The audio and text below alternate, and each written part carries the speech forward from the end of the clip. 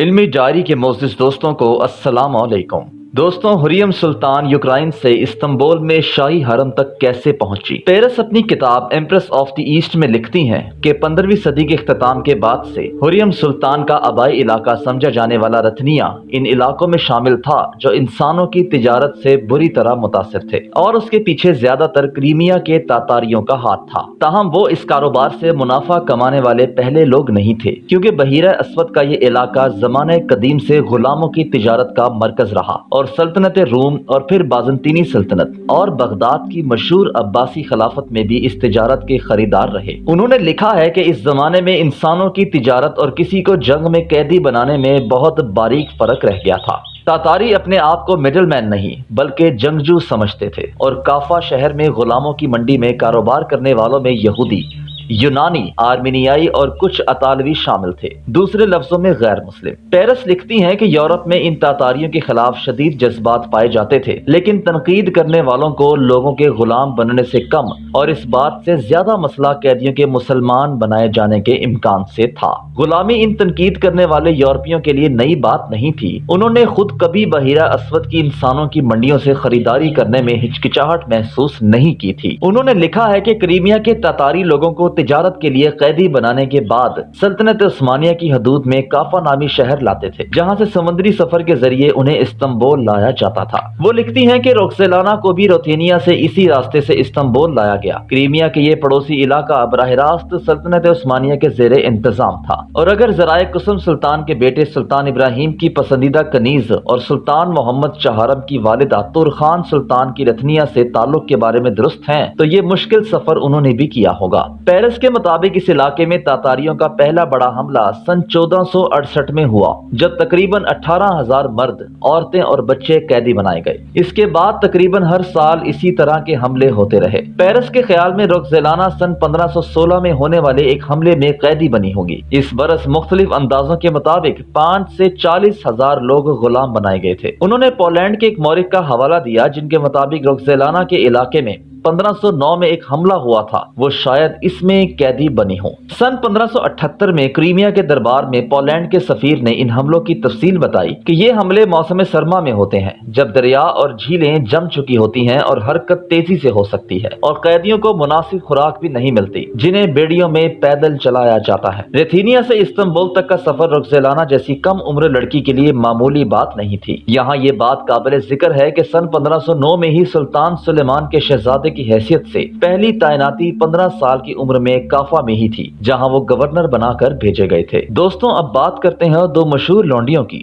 جو حقیر لونڈی سے عظیم ملکہ بنی، نور بانو اور صفیہ سلطان۔ لیسلی پیرس اپنی کتاب امپیریل حرم میں بتاتی ہیں کہ ہریم سلطان کے بیٹے سلیم دوئم کی پسندیدہ کنیز اور پہلی طاقتور والدہ سلطان نور بانو کا پیدائشی نام سیسیلیا تھا۔ وہ وینس کے 2 اعلیٰ خاندانوں کے ارکان کے بغیر شادی کے اولاد تھی۔ عثمانی ایڈمرل باربروسا کے قبضے میں آنے کے بعد وہ 12 سال کی عمر میں غلام کی حیثیت سے شاہی حرم کا حصہ بنی تھی۔ کہا جاتا ہے کہ سلطان سلیمان دوئم نے بھی اپنے والد سلطان سلیمان کے نقش قدم پر چلتے ہوئے نور بانو سے شادی کر لی تھی۔ سن 1574 میں جب سلطان سلیم کا انتقال ہوا تو ان کے بیٹے مراد سوئم تخت پر بیٹھے، اور صفیہ سلطان ان کی پسندیدہ کنیز تھیں، جو مورخین کے مطابق البانیہ سے قیدی بن کر شاہی حرم تک پہنچی تھیں۔ نور بانو اور صفیہ سلطان اس دور کا حصہ ہیں جب والدہ سلطان کا عہدہ بہت اہمیت اختیار کر چکا تھا۔ عثمانی تاریخ میں ماں اور بیٹے کا تعلق ہمیشہ سیاسی طور پر اہم تھا، لیکن اسے باقاعدہ طور پر تسلیم 16ویں صدی کے اختتام پر کیا گیا۔ اگرچہ یہ شاہی مائیں براہ راست اقتدار کا حق نہیں رکھتی تھیں، لیکن یہ اس اقتدار کے سرچشمے کی نگران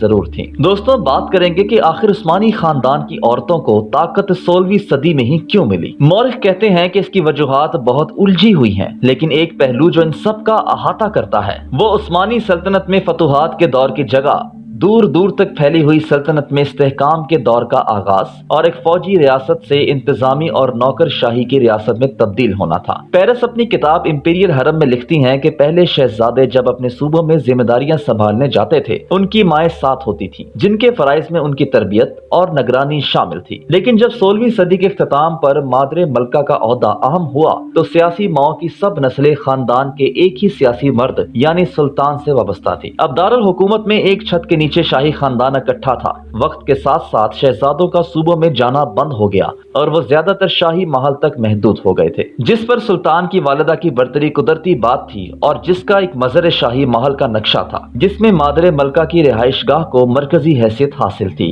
یہ حرم کے تمام حصوں سے منسلک تھی اور اس کا ان کے بیٹے اور سلطان کے رہائشی حصے سے براہ راست رابطہ تھا۔ یہ محض اتفاق نہیں ہو سکتا کہ مراد سوئم جنہوں نے سلطان کی رہائش گاہ کو حرم کی حدود میں منتقل کیا، پہلے سلطان تھے جن کی تخت نشینی پر ان کی والدہ شاہی خاندان کی سربراہ تھی۔ اس طرح لیسلی پیرس کہتی ہیں کہ ان خواتین نے سلطنت عثمانیہ کے مشکل ادوار میں خاندان کے اقتدار کو بچانے اور ان کے جاری رہنے میں اہم کردار ادا کیا۔ اس کی ایک مثال سن 1603 میں تخت نشین ہونے والے سلطان احمد اول کی خاص کنیز قسم سلطان کی زندگی پر ہے۔ دوستو، 16ویں صدی کی آخری دہائیوں میں جب سلطنت ایک ہی وقت میں مشرق میں صفوی محاذ پر اور مغرب میں یورپ میں سفارتی اعتبار سے مشکل دور سے گزر رہی تھی، تو سلطان کی والدہ نے مختلف راستے کھلے رکھنے میں اہم کردار ادا کیا۔ تاہم والدہ سلطان ہر بار سلطان کی مرضی سے کام نہیں کرتی تھی اور معلوم ہوتا ہے کہ اپنے ذاتی مفاد میں بھی کچھ کرنے سے وہ نہیں ہچکچاتی تھی۔ پیرس نے امپیریل حرم میں لکھا ہے کہ والدہ سلطان کی خارجی امور میں عملداری خاص طور پر مراد سوئم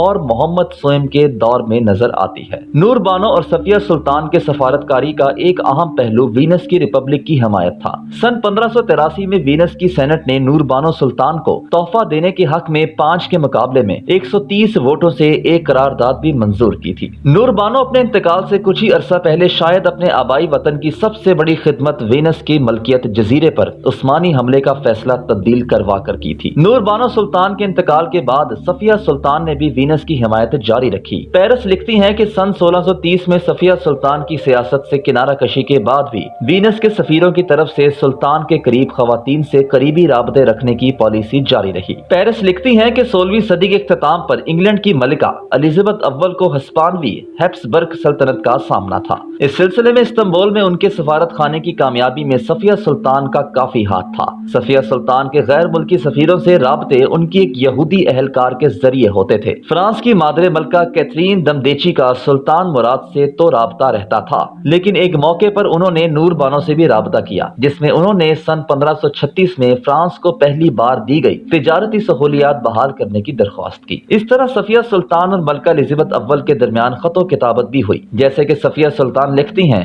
کہ مجھے آپ کا خط ملا، انشاءاللہ آپ نے جو لکھا ہے میں اس کے مطابق کارروائی کروں گی۔ اس معاملے میں آپ مطمئن رہیں، خدا کرے ہماری دوستی ہمیشہ قائم رہے۔ آپ کی بھیجی ہوئی بگھی مجھے مل گئی ہے اور ہم اسے خوشی سے قبول کرتے ہیں۔ میں نے آپ کے لیے ایک لباس، سکارف، 3 رومال، 2 سونے کے تلے والے تولیے، 1 یاقوت اور موتیوں سے سجا تاج بھیجا ہے۔ ہماری طرف سے اتنے حقیر تحفے بھیجنے پر معذرت قبول کریں۔ دوستوں، ہم بات کرتے ہیں قسم سلطان کے بارے میں۔ کہا جاتا ہے کہ ان کا تعلق یونان سے تھا، جہاں سے وہ قیدی بن کر شاہی حرم میں پہنچی تھی۔ خرم سلطان کی طرح ان کا دور بھی کئی دہائیوں پر مشتمل تھا، لیکن ان کا زیادہ تر وقت والدہ سلطان کے طور پر گزرا۔ قسم سلطان جب سن 1651 میں شاہی محل میں قتل ہوئیں تو یہ بھی کہا گیا کہ یہ ان کی بہو ترخان سلطان کے حامی سمجھے جانے والے ایک گروپ نے کیا۔ وہ سلطان احمد اول کی پسندیدہ کنیز تھیں۔ سلطان احمد اول کے انتقال کے بعد وہ 28 برسوں تک سلطان مراد چہارم اور سلطان ابراہیم اور اپنے پوتے سلطان محمد چہارم کے ابتدائی دور میں والدہ سلطان تھی۔ دوستوں، ہم بات کرتے ہیں کہ قسم سلطان کا سلطان کے بھائیوں کو قتل کرنے کی روایت کو ختم کروانے میں کیا کردار تھا۔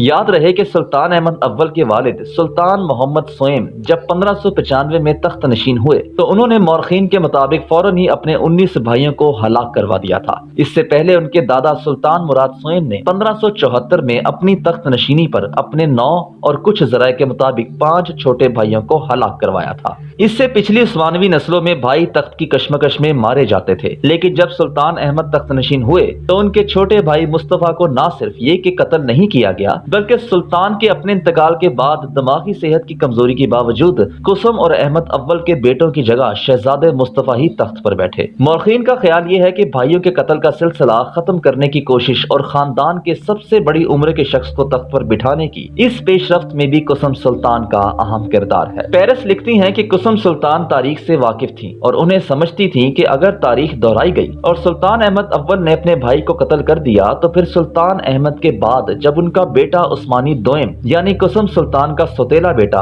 या कोई और बेटा भी तख्त पर बैठा तो उनके बाकी बेटों की जिंदगी भी खतरे में होगी। उन्होंने गालिबन इसी खतरे के पेश नजर के इनके बेटे एक दूसरे को ना मारे, मुस्तफा की जान बख्शी और खास तौर पर बाद में उनकी तख्त नशीनी की हिमायत की। लेकिन ये कैसा इत्तफाक है कि सुल्तान अहमद के 7 बेटों में से 4 बेटे सुल्तान बनने वाले अपने 2 भाइयों उस्मान दोयम, जो सुल्तान अहमद की कुसम सुल्तान की आमद से पहले एक और कनीज के बेटे थे, और सुल्तान मुराद चहारम के हाथों हलाक हुए। पेरिस बताती हैं कि 17 साल सुल्तान उस्मान दोयम ने अपने छोटे भाई 16 साल मोहम्मद को रोमेलिया के चीफ जस्टिस की बाकायदा इजाजत से यूरोप में जंगी मुहिम पर जाने से पहले उनकी गैर हाजिरी में मुमकिना अफरा तफरी का जवाब बनाकर हलाक करवा दिया था। रोमेलिया के चीफ जस्टिस का सल्तनत के उलमा में दूसरा नंबर था। मौरिख यहाँ भी गौर करने के लिए कहते हैं कि सुल्तान उस्मान दोयम ने अपने छोटे भाइयों में से सिर्फ शहजादे मोहम्मद को हलाक करवाया, जो कुसम सुल्तान का बेटा नहीं था। उस्मान दोयम के इंतकाल के बाद कुसम सुल्तान का बेटा मुराद तख्त पर बैठा। पेरिस बताती है कि बगदाद और सफवी सल्तनत के खिलाफ कामयाब मुहिमात की आड़ में 2 भाई हलाक करवाए और इब्राहिम की जान कुसम सुल्तान की बराह रास्त मुदाखलत से बची। कुसम ने मुराद को समझाया कि इब्राहिम तो जहनी मरीज है और इसके लिए बिल्कुल खतरा नहीं हो सकता।